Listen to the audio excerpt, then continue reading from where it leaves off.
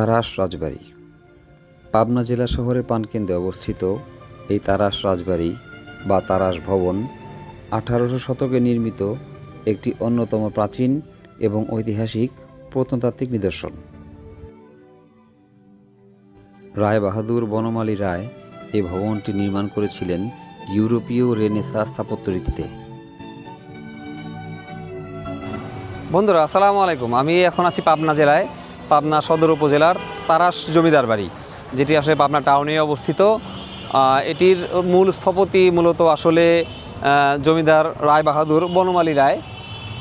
এটি মূলত 1800 শতাব্দীতেই স্থাপন করা হয়েছিল। আপনারা দেখতে পাচ্ছেন জমিদার বাড়িটি মোটামুটি সুবিশাল। আর এখন কিন্তু এই বাড়িটি প্রদত্ত বিভাগের দ্বারা পরিচালিত হচ্ছে, সংরক্ষিত, সবসময় ঢোকা যায় না। আসলে আমরা অনেক রিকোয়েস্ট করে ঢুকেছি। আসেন আপনাদের বাড়িটি আস্তে আস্তে দেখাই, এভাবে আপনাদের কিছু তথ্য দিই। তারাস জমিদার বাড়িটি আয়তাকৃতির এবং এর আয়তন দৈর্ঘ্যে 100 ফিট এবং প্রস্থে 60 ফিট। 4টি করিন্থিয়ান স্তম্ভের উপরে আকর্ষণীয় দ্বিতল বারান্দা সহজে মানুষের দৃষ্টি আকর্ষণ করে।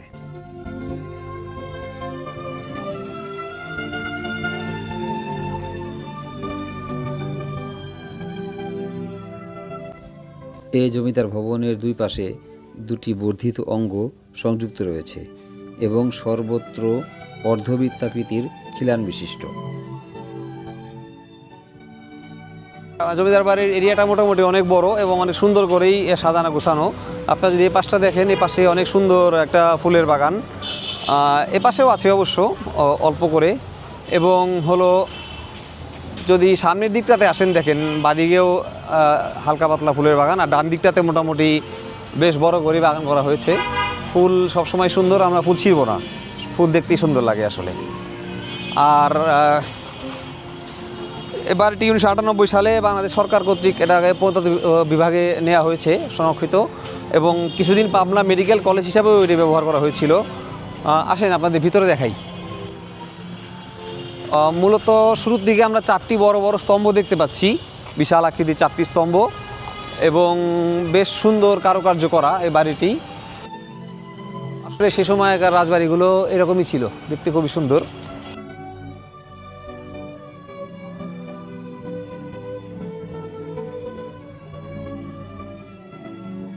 1950 সালে জমিদারি প্রথা বিলুপ্ত হওয়ার আগ পর্যন্ত বনমালী রায়ের দত্তক 2 পুত্র এই জমিদারি পরিচালনা করতেন।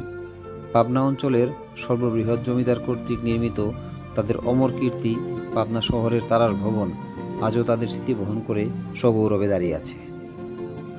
আর এটা হলো তারাস রাজবাড়ির বারান্দা, খুবই সুন্দর এবং অসাধারণ স্থাপত্য। পাবনা শহরের গোলাপপুর এলাকায় বা কালাচানপাড়ায় এই ভবনটি অবস্থিত।